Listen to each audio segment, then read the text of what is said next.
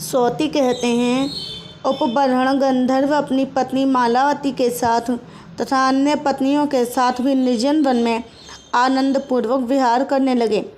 उन्होंने अपनी आयु का शेष काल सानंद बिताना आरंभ किया। उपबर्हण के पिता गंधर्वराज भी स्त्री पुत्रों के साथ प्रसन्नता पूर्वक रहने लगे।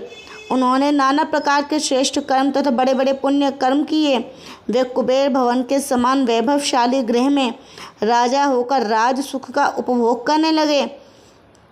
उन्होंने अपनी सुस्थिर यौवना सुशीला पत्नी के साथ कुछ काल तक विहार किया। फिर समय आने पर गंगा जी के मनोहर तट पर पत्नी सहित गंधर्वराज प्राणों का परित्याग करके सानंद बैकुंठ धाम को चले गए।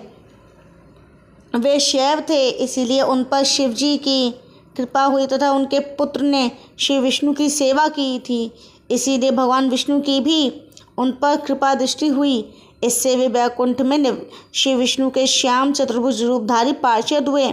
माता पिता का संस्कार करके गंधर्व उपबर्हण ने ब्राह्मणों को नाना प्रकार के धन दिए।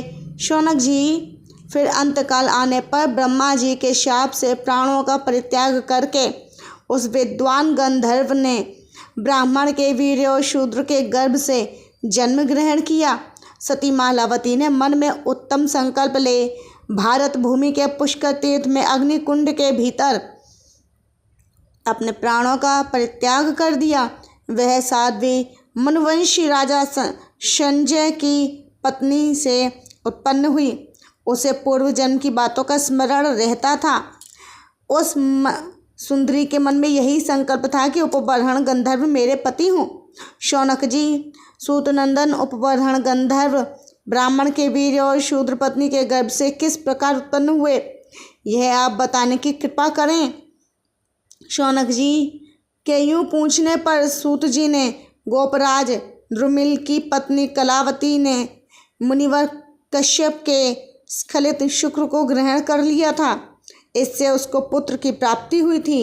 इस प्रकार उपबर्हण के जन्म की कथा सुनाकर कहा कि गोपराज बद्रिकाश्रम में जाकर योग बल से शरीर को त्यागने के पश्चात विमान द्वारा बैकुंठ धाम में चले गए।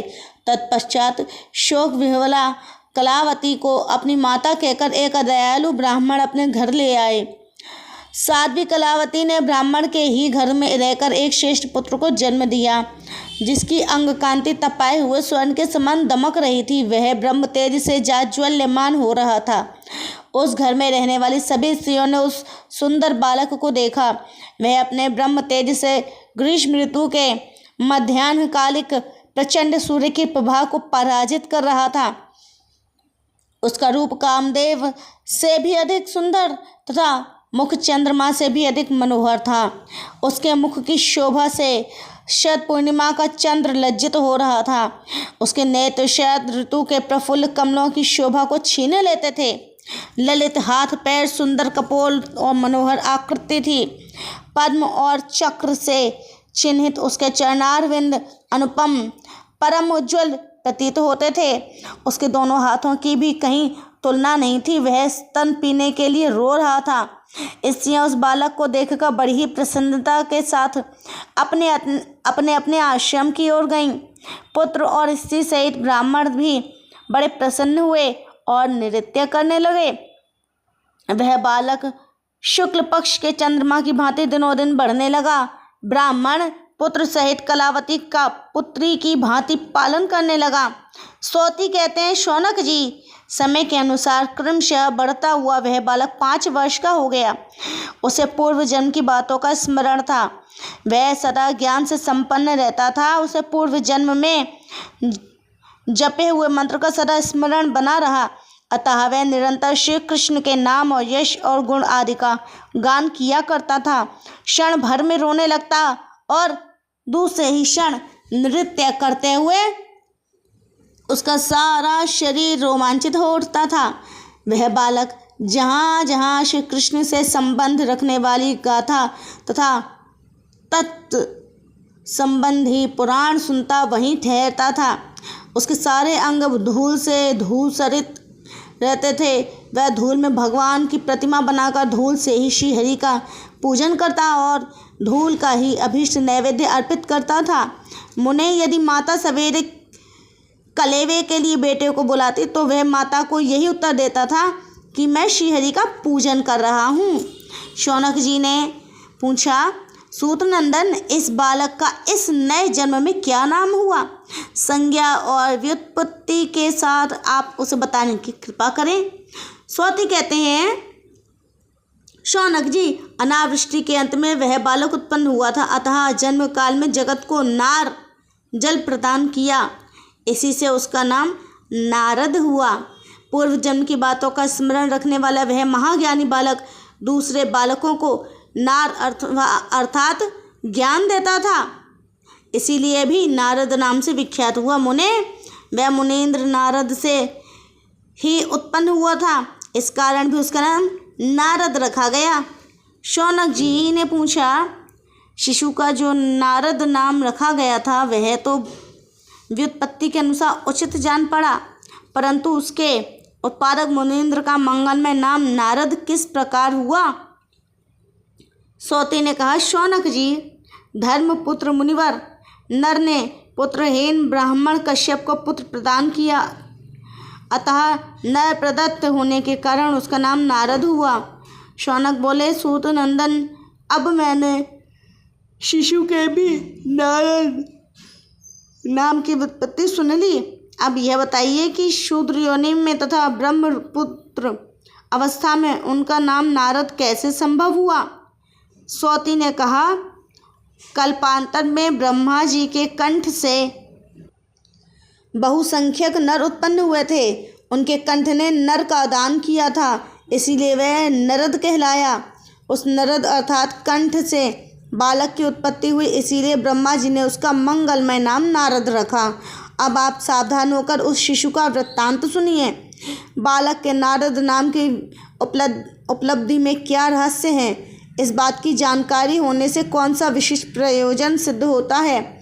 वह गोपी का बालक ब्राह्मण के घर में प्रतिदिन बढ़ने और हष्टपुष्ट होने लगा। ब्राह्मण पुत्र सहित उस गोपी का अपनी पुत्री की भांति पालन करते थे। इसी बीच में कुछ महातेजस्वी ब्राह्मण, जो देखने में 5 वर्ष के बालकों की भांति जान पड़ते थे, उस ब्राह्मण के घर आए। वे अपने तेज से ग्रीष्म ऋतु के मध्याह्न कालिक सूर्य के प्रभाव को तिरस्कृत कर रहे थे। गृहस्थ ब्राह्मण ने मधुपर्क आदि देकर उन सबको प्रणाम किया। भोजन के समय उन चारों मुनिवरों ने ब्राह्मण के दिए हुए फल मूल आदि का आहार ग्रहण किया। उनकी जूठन उस शिशु ने खाई। उनमें जो चौथे मुनि थे, उन्होंने उस बालक को प्रसन्नता पूर्वक श्री कृष्ण का मंत्र उपदेश दिया। ब्राह्मणों अपनी माता की आज्ञा से वह बालक उन चारों महात्माओं का दास बनकर उनकी सेवा टहल करता रहा। एक दिन उस शिशु की माता रात के समय मार्ग पर चल रही थी। इतने में ही एक सांप ने उसे डस लिया और वह श्री हरि का स्मरण करती हुई तत्काल चल पसी। वह सती साध्वी गोपी उत्तम रत्नों द्वारा निर्मित वैष्णव विमान पर बैठकर विष्णु पार्षदों को साथ उसी क्षण वैकुंठ धाम में जा पहुंची। प्रातःकाल वह बालक उन ब्राह्मणों के साथ गृहस्थ ब्राह्मण के घर से चल दिया। उन कृपालु ब्राह्मणों ने उस बालक को तत्व ज्ञान प्रदान किया। इसके बाद वे सब ब्रह्म कुमार उस शिशु को वहीं छोड़कर अपने स्थान को चले गए। वह शिशु बड़ा ज्ञानी था, अतः गंगा जी के मनोहर तट पर ठहर गया। वह स्नान करके उसने ब्राह्मणों के दिए हुए विष्णु मंत्र का जप किया, जो क्षुधा, पिपासा, रोग और शोक को हर लेने वाला है और वेदों में भी दुर्लभ है। घोर विशाल वन में पीपल के नीचे योगासन लगाकर वह बालक वहाँ सुदीर्घ काल तक बैठा रहा। शौनक ने पूछा, सूत नंदन, उस बालक को किस मंत्र की प्राप्ति हुई? बुद्धिमान सनत कुमार ने के दिए हुए श्री हरि के उस उत्तम मंत्र को आप मुझे बताने की कृपा करें। स्वती बोले, शौनक जी, पूर्व काल में भगवान श्री कृष्ण ने गोलोक धाम के भीतर ब्रह्मा जी को कृपा पूर्वक जिस 22 अक्षर वाले मंत्र का उपदेश दिया था वह वेदों में भी परम दुर्लभ है। ब्रह्मा जी ने बुद्धिमान सनत कुमार को उनके भक्ति भाव से प्रभावित होकर वह मंत्र दिया था तथा सनत कुमार ने उक्त गोपी बालक को उस मंत्र का उपदेश दिया। वह मंत्र इस प्रकार है। ओम श्रीं नमो भगवते रासमंडलेश्वराय श्री कृष्णाय स्वाहा। यह मंत्र कल्प वृक्ष स्वरूप है। इसके साथ ही महापुरुष स्तोत्र तथा पूर्वोक्त कवच भी दिया। इस मंत्र के लिए उपयोगी जो सामवेदोक्त ध्यान है उसका भी उपदेश कर दिया। करोड़ों सूर्यों के समान प्रकाशमान तेजो मंडल स्वरूप जो अनिवर्चनीय चिन्मय प्रकाश है उसमें ध्यान लगाकर योगी सिद्धगण तथा देवता मनोवांछित रूप का साक्षात्कार करते हैं। वैष्णव जन उस ज्योति पुंज के भीतर अपने निकट ही जिस रूप का ध्यान करते हैं वह अत्यंत कमनीय, अनिर्वचनीय एवं मनोहर है। नूतन जलधर के समान उसकी श्याम कांति है। नेत्र शतकाल के प्रफुल्ल पंकज की शोभा को छीने लेते हैं। मुख शरद पूर्णिमा के चंद्रमा की भांति आह्लादजनक है।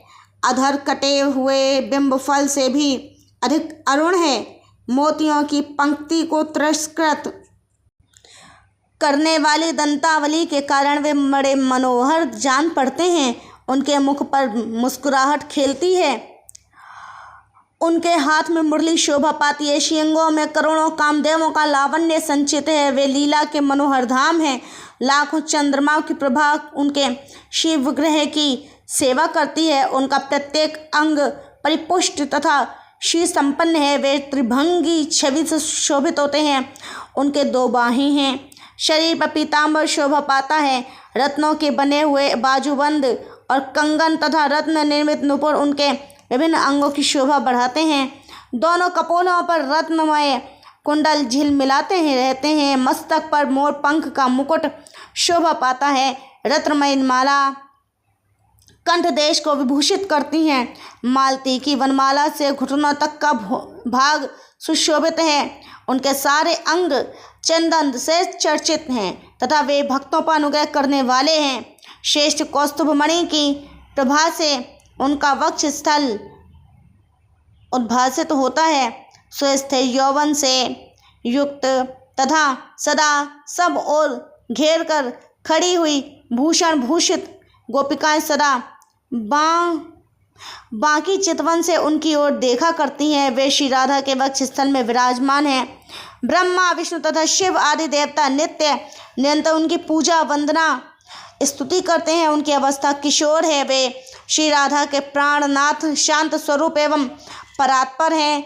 वे निर्लिप्त एवं साक्षी रूप हैं। निर्गुण तथा प्रकृति से परे हैं। वे सर्वेश्वर परमात्मा एवं ऐश्वर्यशाली हैं। इस प्रकार उन भगवान श्री कृष्ण का ध्यान करें। मुने, इस प्रकार मैंने तुमसे भगवान के ध्यान स्त्रोत कवच मंत्रोपयोगी सत्य का वर्णन कर दिया। उनका मंत्र भी कल्प वृक्ष स्वरूप है। शौनक, उस समय वह बालक 1000 दिव्य वर्षों तक बिना कुछ खाए पिए ध्यान में बैठा रहा। उसका पेट सटकर अत्यंत कृश हो गया था। फिर भी वह सिद्ध मंत्र के प्रभाव से परिपुष्ट एवं शक्तिमान था। उसने ध्यान में देखा एक दिव्य लोक है जहाँ रत्नमय सिंहासन पर एक दिव्य बालक विराजमान है। रत्नमय आभूषण उसके अंगों की शोभा बढ़ाते हैं। किशोर अवस्था, श्याम कांति, गोप वेश और मुख पर मंद मंद मुस्कान है। वे पीताम्बरधारी द्विभुज किशोर गोपों और गोपांगनाओं से घिरा हुआ है। उसके हाथ में मुरली है। चंदन से उसके अंगों का श्रृंगार किया गया है तथा ब्रह्मा विष्णु और शिव आदि देवता उस शांत परात्पर पुरुष की स्तुति कर रहे हैं। वह शांत स्वभाव वाला गोपी का बालक श्याम सुंदर की उस मनोहर झांकी को देखकर ध्यान से विरत हो गया। ध्यान टूटने पर जब फिर वह उनका दर्शन न कर सका तब शोक से पीड़ित हो गया। ध्यानगत बालक को पुनः न देखने पर वह गोपी कुमार पीपल की जड़ पर बैठकर रोने लगा। तब उस रोते हुए बालक को संबोधित करके आकाशवाणी हुई। आकाशवाणी का कथन सत्य प्रबोध युक्त हितकर एवं संक्षिप्त था। आकाशवाणी बोली, बालक, एक बार जो रूप तेरे दृष्टि पथ में आ चुका है वही इस समय पर्याप्त है। अब तुझे उसका दर्शन नहीं हो सकता, क्योंकि जिनके अंतःकरण की वासना परिपक्व नहीं हुई है, ऐसे कुयोगियों को उस स्वरूप का दर्शन होना अत्यंत कठिन है। तेरे इस शरीर का अंत होने पर जब तुझे दिव्य शरीर प्राप्त होगा, तब तू पुनः जन्म मृत्यु और जरा का नाश करने वाले गोविंद का दर्शन करेगा। यह सुनकर वह बालक बड़ी प्रसन्नता के साथ पुनः ध्यान के प्रयास से व्रत हो गया। उसने समय आने पर मन ही मन श्री कृष्ण का स्मरण करते हुए तीर्थ भूमि में अपने शरीर को त्याग दिया। उस समय स्वर्गलोक में दुदुम्बियाँ बजने लगीं, आकाश से पृथ्वी पर फूलों की वर्षा होने लगी। इस प्रकार महामुनि नारद शाप मुक्त हो गए। गोप शरीर का त्याग करके वह जीव ब्रह्म विग्रह में विलीन हो गया। वह नित्य स्वरूप तो है ही, पूर्व काल में उसका आविर्भाव हुआ और भिन्न काल में वह तिरोहित हो गया। नित्य रूपधारी जो भक्तजन हैं, उनका अपनी इच्छा से आविर्भाव अथवा तिरोभाव होता है। उन्हें जन्म मृत्यु जरा और व्याधि का स्पर्श नहीं होता।